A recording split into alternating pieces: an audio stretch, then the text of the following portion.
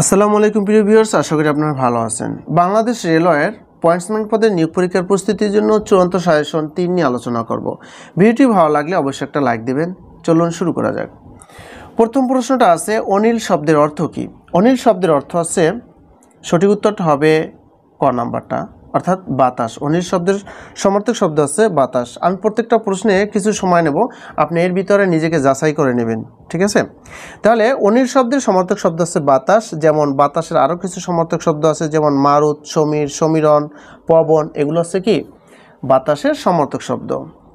রবীন্দ্রনাথের শেষের কবিতা কি? রবীন্দ্রনাথের শেষের কবিতা হচ্ছে একটা উপন্যাস।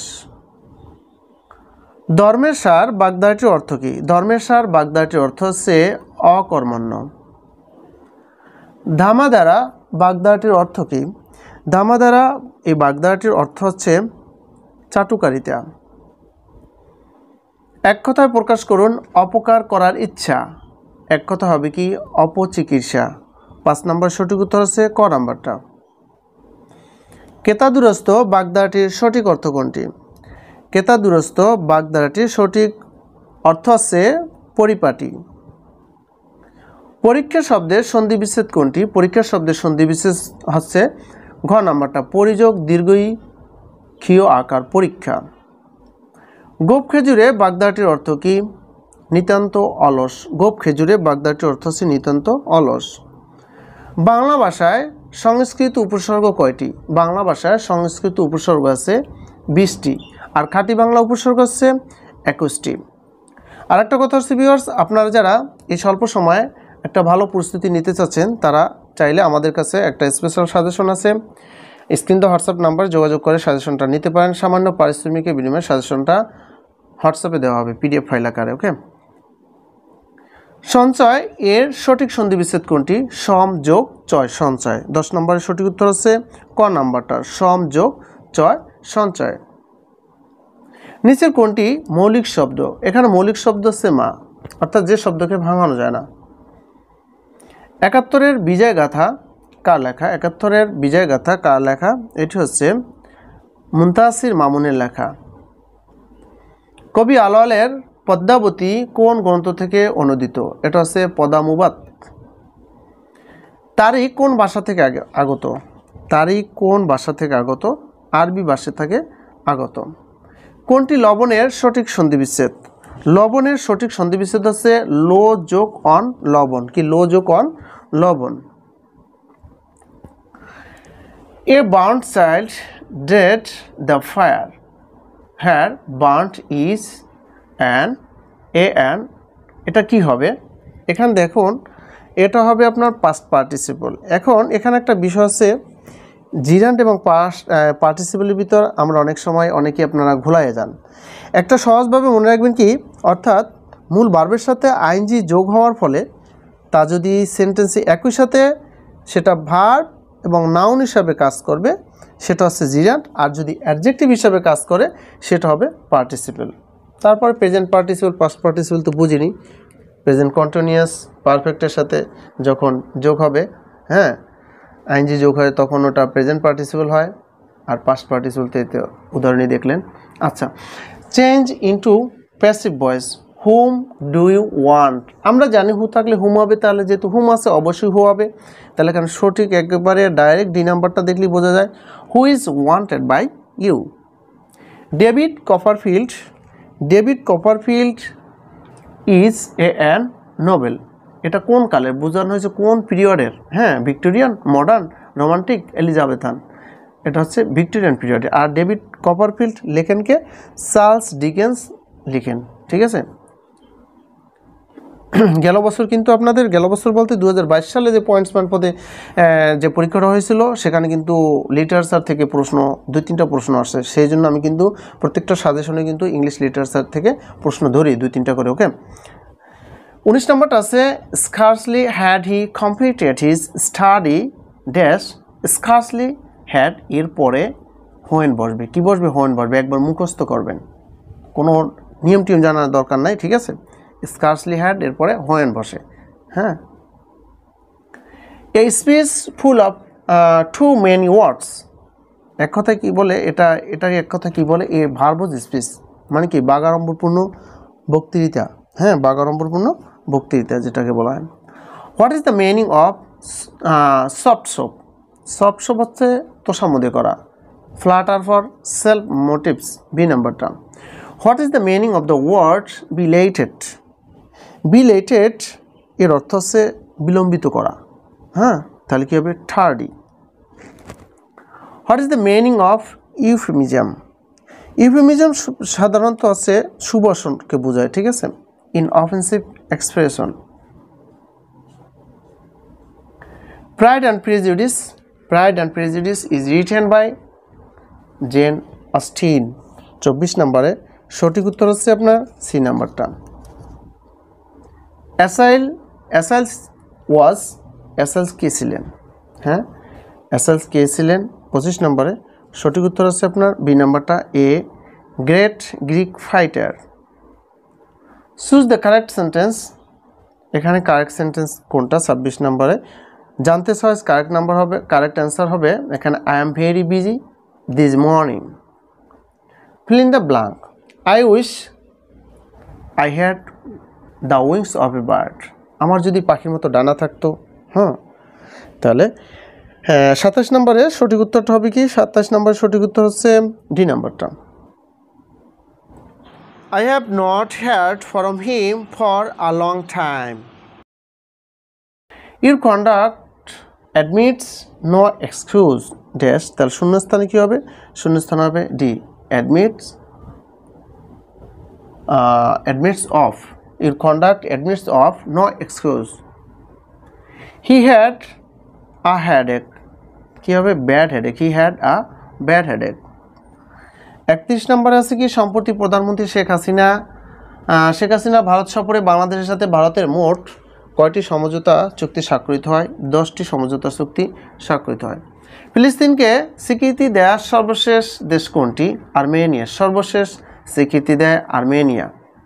স্পেন এবং আপনার আয়ারল্যান্ড এর কয়েকটা দেশ দেয় না, সুইডেন, এরপরে যে সর্বশেষ যে দেশটা ঘোষণা দেয় সেটা হচ্ছে আর্মেনিয়া। 24-25 অর্থ বছরে বাজেটের আকার কত? 33 নম্বরে সঠিক উত্তর হচ্ছে ক নম্বরটা, অর্থাৎ 7,97,000 কোটি টাকা। ইরানের প্রেসিডেন্ট ইব্রাহিম রাইসি কবে হেলিকপ্টার দুর্ঘটনায় মারা যান? 19 মে 2024। 19 মে 2024। ঘূর্ণিঝড় রেমাল কবে বাংলাদেশে আঘাত হানে? এই প্রশ্ন আসতে পারে। 35 নম্বর সঠিক উত্তর হচ্ছে ক নম্বরটা, 26 মে 2024। সর্বশেষ কোন বাংলাদেশি এভারেস্ট চূড়ায় ওঠেন? বাবর আলী। দেশের বর্তমান মাথাপিছু আয় কত মার্কিন ডলার? 2784 মার্কিন ডলার। কত? 2784 মার্কিন ডলার। মিশর ইসরায়েলের মধ্যে ক্যাম্প ডেভিড চুক্তি স্বাক্ষরিত হয় কবে? 38 নম্বরে সঠিক উত্তর হবে ঘ নম্বরটা, 1978 সালে। হিজবুল্লাহ কোন দেশভিত্তিক সশস্ত্র সংগঠন? লেবাননের। বর্তমানে লেবাননের হিজবুল্লাহ এবং ইসরায়েলের ভিতরে উত্তেজনাপূর্ণ অবস্থা চলতে আছে, যে কোনো সময় যুদ্ধ বাঁচতে পারে। অলরেডি ইসরায়েল তো ঘোষণা দিয়ে দিয়েছে, তাদের মন্ত্রিসভা যুদ্ধের জন্য অনুমোদন দিয়ে দিছে, ঠিক আছে। আচ্ছা 40 নম্বর হচ্ছে সাংবাদিকতায় নোবেল খ্যাত পুলিৎজার পুরস্কার লাভ করে কোন গণমাধ্যম? কোন আন্তর্জাতিক গণমাধ্যম? রয়টার্স। 41 নম্বর আছে দেশের প্রথম মেট্রো রেলের উদ্বোধন করা হয় কবে? দেশের প্রথম মেট্রো রেলের উদ্বোধন করা হয় কবে? 41 নম্বর সঠিক উত্তর হবে ক নাম্বারটা। দেশের প্রথম পাতাল রেলের নির্মাণ কাজ উদ্বোধন করা হয় কবে? 42 নম্বর সঠিক উত্তর হবে ঘ নাম্বারটা, 2 ফেব্রুয়ারি 2023। দেশের পাতাল রেলের দৈর্ঘ্য কত? দেশের পাতাল রেলের দৈর্ঘ্য আছে 19.872 কিলোমিটার। বর্তমানে দেশের নদীবন্দর কতটি? বর্তমানে দেশে নদীবন্দর হচ্ছে 46টি। দেশের 46তম নদীবন্দর কোনটি? দেশের 46তম নদীবন্দর হচ্ছে সুলতানগঞ্জ নদীবন্দর, রাজশাহী। দেশের প্রথম আইকনিক রেল স্টেশনের স্থপতি কে? 46 নম্বর সঠিক উত্তর হবে ক নম্বরটা, অর্থাৎ মোহাম্মদ ফয়জুল্লাহ। দেশের প্রথম টানেলের দৈর্ঘ্য কত কিলোমিটার? অর্থাৎ বঙ্গবন্ধু টানেলের কথাই কিন্তু বলা হয়েছে, ঠিক আছে। 3.8 32 কিলোমিটার।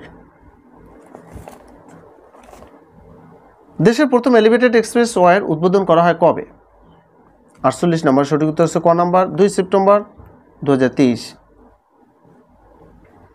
বঙ্গবন্ধু শেখ মুজিবুর রহমান টানেল উদ্বোধন করা হয় কবে? 49 নম্বর সঠিক উত্তর আছে খ নাম্বারটা, অর্থাৎ 28 অক্টোবর 2023। ডিসেম্বর 2023 পর্যন্ত দেশের কতটি জেলায় রেলওয়ে নেটওয়ার্কে যুক্ত হয়? 50 নম্বরে সঠিক উত্তর আছে ক নাম্বারটা, অর্থাৎ 48টি। সোমপুর বিহার কে প্রতিষ্ঠা করেন? সোমপুর বিহার প্রতিষ্ঠা করেন ধর্মপাল। লর্ড রিপন কর্তৃক গঠিত শিক্ষা কমিশনের নাম কি? 52 নম্বর সঠিক উত্তর আছে হান্টার কমিশন। বাংলা ভাষাকে বাংলাদেশ ব্যতীত যে দেশের রাষ্ট্রভাষা করা হয়েছে? Sierra Leone. বঙ্গবন্ধু 6 দফা পেশ করেন কবে? 1966 সালে। ওয়ারী বটেশ্বর প্রত্নতাত্ত্বিক নিদর্শন কোন জেলায় অবস্থিত? নরসিংদী। বীর বিক্রম খেতাবপ্রাপ্ত মুক্তিযোদ্ধাদের সংখ্যা কত? 175 জন। বাংলাদেশ সরকারের প্রধান আইন কর্মকর্তা হলেন কে? Attorney general. বাংলাদেশের প্রথম ও একমাত্র ওয়ার্ল্ড ট্রেড সেন্টার কোথায় অবস্থিত? চট্টগ্রামে। বাংলাদেশের প্রথম চায়ের চাষ হয় কোথায়? সিলেটের মালনিসরায়। বঙ্গবন্ধুর অসমাপ্ত আত্মজীবনী বইটি কখন প্রকাশিত হয়? জুন 2012। গণিত অংশগুলো দেখুন, আপনারা এগুলো করার চেষ্টা করুন। যদি কারো সমস্যা হয় আমাকে কমেন্ট করে জানাবেন, অথবা আমার চ্যানেলের প্লেলিস্টে গেলে দেখবেন ম্যাথ সলিউশন, ওখানে পর্যাপ্ত পরিমাণে গণিত সমাধান দেওয়া আছে খুব সুন্দর করে। কারো যদি গণিতে সমস্যা হয়ে থাকেন ওই গণিতগুলো দেখতে থাকুন, আশা করি উপকৃত হবেন। 61 নম্বরটা আছে সুদের হার 7% থেকে কমে 5% হলে এক ব্যক্তির আয় 5 বছরে 70 টাকা কমে যায়, তার মূলধন কত ছিল? তার মূলধন কত টাকা?